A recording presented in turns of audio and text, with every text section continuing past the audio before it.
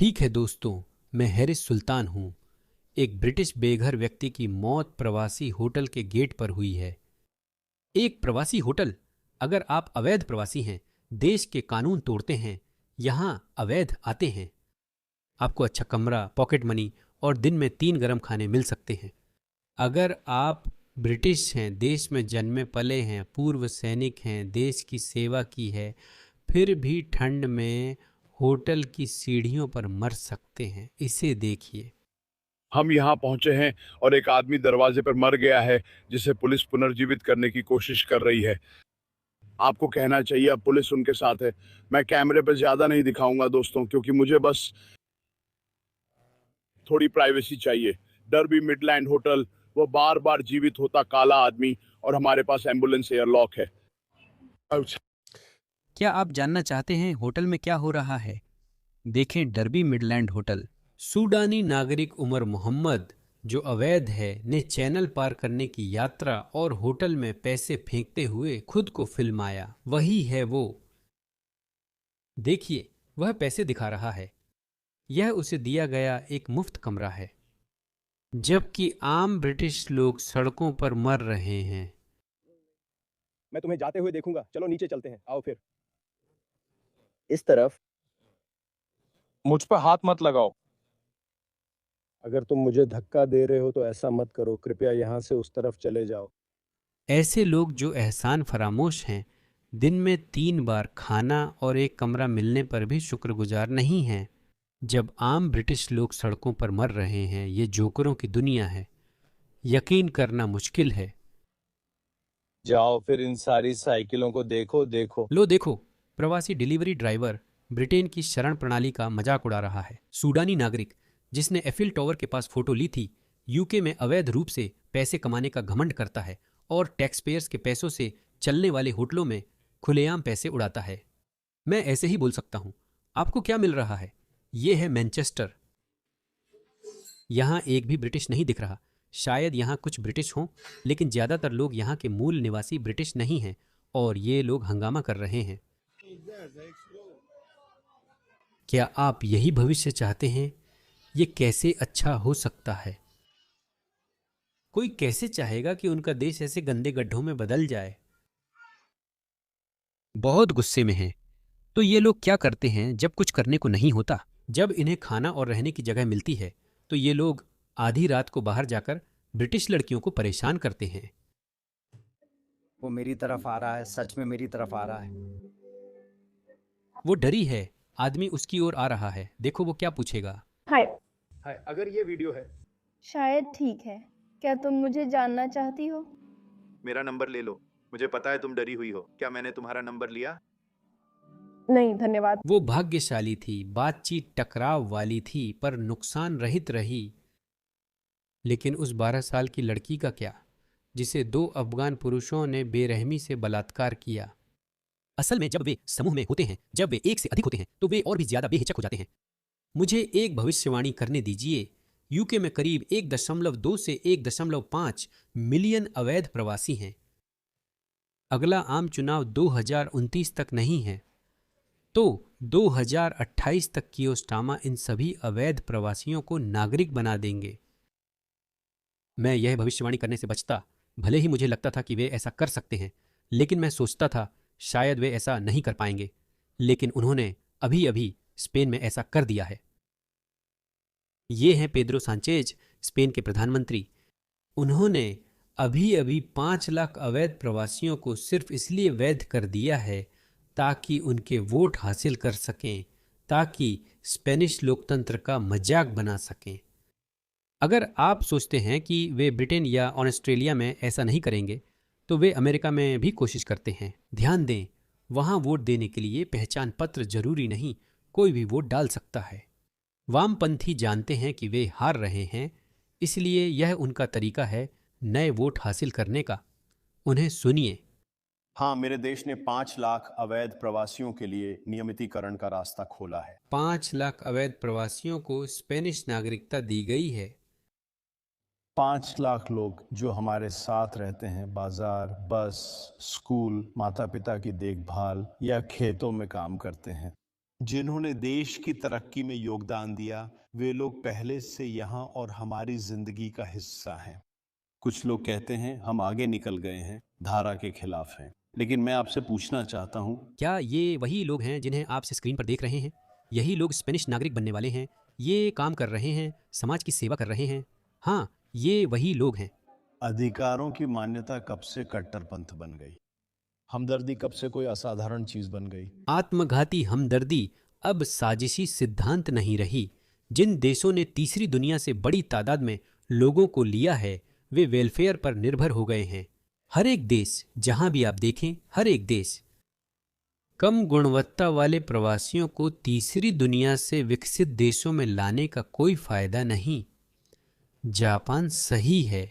हाँ, वे समझते हैं कि जनसंख्या घट रही है, लेकिन अपनी जनसंख्या कम करना, अपनी अर्थव्यवस्था का आकार घटाना, खुद को पूरी तरह खो देने से बेहतर है। जापान के लिए बहुत सम्मान है। स्पेन सबसे स्वागतशील देश है। हमने गरिमा, समुदाय व न्याय का रास्ता चुना है। वे यह बात खुलकर कह सकते हैं, जैसा उन्होंने स्पेन में किया, जहां उन्होंने स्पेनिश लोकतंत्र नष्ट कर दिया। अगर आप इसे विस्तार से देखना चाहते हैं तो मैंने इस पर एक विस्तृत वीडियो बनाया है। कल ही एक वामपंथी जागरूक नेता ने कहा कि वह चाहती हैं कि उन्हें सिर्फ इसलिए बदला जाए ताकि दक्षिणपंथी, राष्ट्रवादी या रूढ़िवादी आवाजें खत्म की जा सकें। मैं उन प्रवासियों से पूछना चाहती हूँ जिन्हें सामाजिक रूप से प्रभावित किया गया है कि कृपया हमें इतने फांसीवाद के साथ अकेला न छोड़ें। और हाँ, हम चाहते हैं कि वे वोट करें। हाँ, हमने कागजात और नियमितीकरण कर लिया है। अब नागरिकता या कानून बदलने की तैयारी है ताकि वे वोट दे सकें। बिल्कुल, उम्मीद है कि रिप्लेसमेंट थ्योरी। मैं उम्मीद करती हूँ कि हम फांसीवादियों और नस्लवादियों को हटा सकें। यह देश प्रवासी और मेहनतकश लोगों का है। मैं चाहती हूँ कि यहाँ फांसीवादियों, नस्लवादियों और फ्रीलोडर्स का रिप्लेसमेंट हो, और ये देश के मेहनतकश लोगों के साथ संभव है, चाहे उनकी त्वचा का रंग या जाति कुछ भी हो। मरोना देश भर की सभी महिला सहकर्मियों संग। तो वे यह यूके में भी करने जा रहे हैं। यूके की इस नई नीति को देखिए। वे ब्रिटिश समाज के आखिरी बचे हुए गढ़, इंग्लिश ग्रामीण इलाकों को भी अवैध प्रवासियों से भरने जा रहे हैं। मैंने इसके बारे में करीब 1 साल पहले एक विस्तृत वीडियो बनाया था, कृपया उसे जरूर देखें। क्या ब्रिटेन में ज़्यादा गोरे लोग हैं? हैरिस सुल्तान का वीडियो डिस्क्रिप्शन में लिंक है। वे इसे ऐसे ही बनाते हैं। मुझे वह लेख याद है जिसमें उन्होंने 1.5 साल पहले कहा था कि इंग्लैंड का ग्रामीण इलाका बहुत गोरा है। उन्होंने बहस शुरू की और अब 1.5 साल बाद इसे खत्म करने की कोशिश कर रहे हैं। वे विचार रखते हैं और जनता की प्रतिक्रिया देखते हैं, लेकिन ज़्यादातर ने प्रतिक्रिया नहीं दी। मुझे उस वीडियो पर 70,000 व्यूज़ मिले, ज़्यादातर ब्रिटेन से, और अब वे इंग्लैंड के ग्रामीण इलाकों को डिवाइड करने की कोशिश कर रहे हैं। सुनिए। तो क्या हम आगे बढ़ सकते हैं और ग्रामीण इलाकों में विविधता के बारे में बात कर सकते हैं? हाँ, ग्रामीण इलाकों को कम गोरा बनाना। एक रिपोर्ट प्रकाशित हुई है। मैं ये एक ब्राउन आदमी के तौर पर कह रहा हूँ, माफ़ कीजिए, मुझे ये कहना ही पड़ेगा। मैं इसे और साफ तौर पर कहता आ रहा हूँ, मुझे इसे बार बार दोहराते रहना है। किसी भी पश्चिमी श्वेत देश को अपनी मूल आबादी को 90% से नीचे नहीं जाने देना चाहिए। यह बिल्कुल गैर मोलभावी होना चाहिए। यह इसलिए नहीं कि श्वेत लोग श्रेष्ठ हैं या भूरे लोग, अश्वेत लोग या अन्य जातियाँ हीन हैं। मैं यह तर्क नहीं दे रहा हूँ। आपकी मूल आबादी ही वह कारण है जिसकी वजह से आपका देश आज जो है वह बना। यही कारण है कि ब्रिटेन ब्रिटेन है, श्वेत ब्रिटिश लोगों की वजह से। मैं यह नहीं कह रहा कि श्वेत या श्वेत ब्रिटिश लोग बौद्धिक रूप से श्रेष्ठ हैं, भले ही ऐसा हो सकता है, लेकिन वे ब्रिटिश मूल्यों के रक्षक हैं। कोई दूसरी नस्ल या संस्कृति ब्रिटिश मूल्यों को श्वेत ब्रिटिश लोगों जितना नहीं अपनाएगी, क्योंकि उन्होंने ही इसे बनाया। उन्होंने ही ब्रिटेन को उसकी सभी खूबियों और कमजोरियों के साथ बनाया। यह ब्रिटिश है और इसके मालिक ब्रिटिश लोग ही होंगे, चाहे वह ब्रिटेन, अमेरिका, कनाडा या ऑस्ट्रेलिया हो। मूल आबादी देश की कुल आबादी का 90% से कम नहीं होनी चाहिए। मैं एक ब्राउन व्यक्ति हूँ, लेकिन अंदर से मैं नारियल जैसा हूँ। बाहर से ब्राउन, अंदर से गोरा। मैं समझता हूँ, लेकिन हर दूसरी संस्कृति चाहे भारतीय, चीनी या जापानी, शत्रुतापूर्ण हो या अनुकूल। ठीक है, हमें कभी भी ऑस्ट्रेलियाई आबादी को जापानी लोगों से नहीं बदलना चाहिए। भले ही जापान अपनी जगह एक अद्भुत संस्कृति है और चीनी संस्कृति भी अपनी जगह अद्भुत है। हमें ऐसा नहीं करना चाहिए, क्योंकि ऑस्ट्रेलिया को ऑस्ट्रेलिया बने रहने के लिए हमें उन लोगों की ज़रूरत है जिन्होंने ऑस्ट्रेलिया बनाया, जो कि एंग्लो श्वेत ऑस्ट्रेलियाई हैं। ऑस्ट्रेलिया में श्वेत आबादी 90% से कम नहीं होनी चाहिए। ब्रिटेन में 80% से नीचे जाने पर समस्याएं हुईं और अब वे इंग्लैंड के ग्रामीण इलाकों की ओर बढ़ रहे हैं। इंग्लैंड और ब्रिटेन को सुधारना और अपनी संख्या बढ़ानी होगी, चाहे जैसे भी करें। मुझे नहीं पता। नाइजेल फराज ने कहा कि सत्ता में आने पर ब्रिटेन में इमिग्रेशन एंड कस्टम्स एनफोर्समेंट जैसी निर्वासन पद्धति लागू करेंगे। मुझे नहीं पता, मुझे सच में नहीं लगता कि नाइजेल फराज बहुत दृढ़ इंसान है, लेकिन मैं मानता हूं कि वह एक जनप्रिय नेता हैं। जब तक सामूहिक निर्वासन का विचार लोकप्रिय रहेगा, वे ऐसा करेंगे। लेकिन यह मुश्किल होगा, क्योंकि मुझे लगता है वे 1.2 या 1.5 मिलियन अवैध प्रवासियों को नागरिक बना देंगे। मुझे लगता है वे ऐसा करेंगे और उन्हें इंग्लैंड के गांवों में छोड़ देंगे। आज एक सलाहकार रिपोर्ट आई जिसमें बहुसांस्कृतिक राष्ट्र दिखाने और अधिक जातीय अल्पसंख्यकों को आकर्षित करने की रणनीतियां सुझाई गईं। क्या ये सामाजिक इंजीनियरिंग है? आप ऐसा क्यों कह रहे हैं जैसे यह गर्व की बात हो? यह गर्व की बात नहीं है। बहुसांस्कृतिकता बड़े पैमाने पर काम नहीं करती, यह साबित हो चुका है। कमियां दूर करनी चाहिए। आपको एक डॉक्टर चाहिए, आपको एक वैज्ञानिक चाहिए, आपको टेक उद्यमी चाहिए। तब आप मेजबान देश के विकास के लिए उच्च योग्य कुशल लोगों को ला सकते हैं। लेकिन यह कभी भी बड़े पैमाने पर काम नहीं करता। आपको कभी भी श्रमिकों को आयात नहीं करना चाहिए। वे श्रम मानकों को गिरा देते हैं, वे श्रम लागत को कम कर देते हैं। यह बस काम नहीं करता। इस प्रक्रिया में आपकी सांस्कृतिक और राष्ट्रीय पहचान खो जाती है। यह बकवास है, माफ कीजिए, यह नस्लवादी नहीं बल्कि सांस्कृतिक तर्क है। और मैं कहता हूं, निर्वासित करो, हर किसी को निर्वासित करो जो देश के प्रति वफादारी की शपथ नहीं लेता, चाहे थोड़ा सा भी क्यों ना हो। निर्वासन सुनवाई। क्या यह सामाजिक इंजीनियरिंग पागल हो गई है? उन्होंने कहा कि देश के पब गोरे लोगों को आकर्षित करते हैं, रंगीन लोगों को नहीं। यही तो देश का पब है। ये तो आसपास के समुदाय के लिए ही है ना? मेन्यू और ड्रिंक्स वही दिखते हैं। मुझे समझ नहीं आता। मेरा मतलब है, अगर लोग ये नहीं मान सकते कि ग्लॉस्टरशायर, जो कॉट्सवोल्ड है, इस रिपोर्ट में बताया गया है, वो अल्बामा या मिसिसिपी नहीं है। मुझे समझ नहीं आता कि अल्बामा और मिसिसिपी के लोगों के लिए ग्लॉस्टरशायर में प्रावधान क्यों शुरू होते हैं। ये सबसे खराब सामाजिक इंजीनियरिंग है। स्कारलेट, मैं टॉवर हैमलेट्स में रहती हूँ और किसी अश्वेत या एशियाई को नहीं जानती। मेरा मतलब है, आप जानती हैं, कई लोग हैं जिन्हें फर्क नहीं पड़ता। उन्होंने कभी कुछ नहीं कहा या बातचीत नहीं की।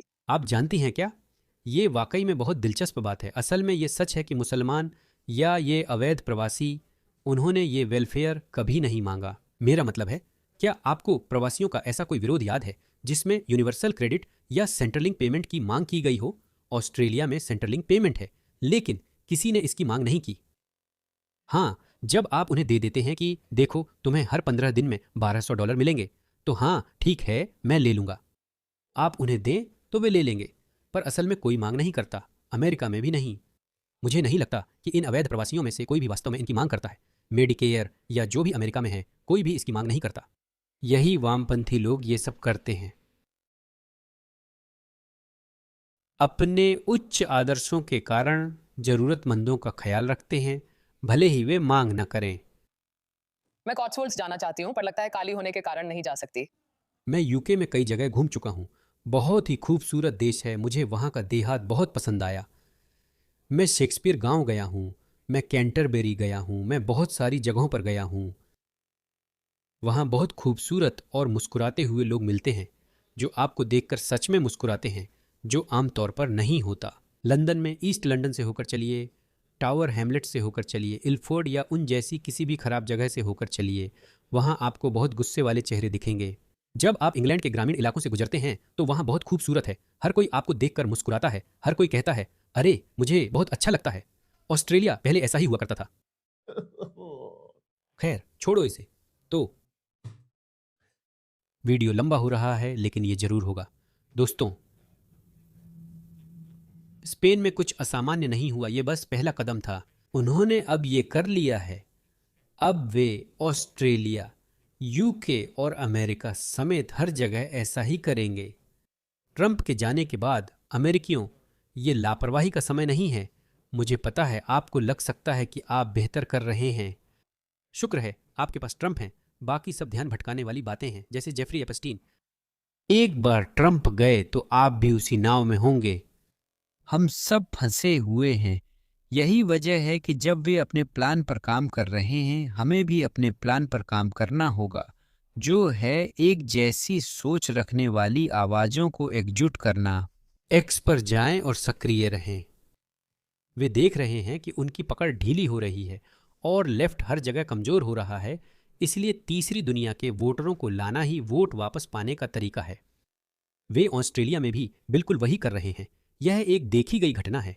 पॉलिन हैंसन वास्तव में मुश्किल में पड़ गई थी। उन्होंने कहा कि लेबर पार्टी भारतीय प्रवासियों में ऑस्ट्रेलियाई नागरिकता ऐसे बांट रही है जैसे मिठाई, क्योंकि सभी भारतीय प्रवासी लेबर पार्टी को वोट देते हैं।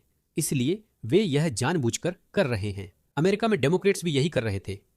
क्या आपको लगता है वे यूके में ऐसा नहीं करेंगे? वे यूके में भी ऐसा करेंगे। ऑस्ट्रेलिया में तो और ज्यादा।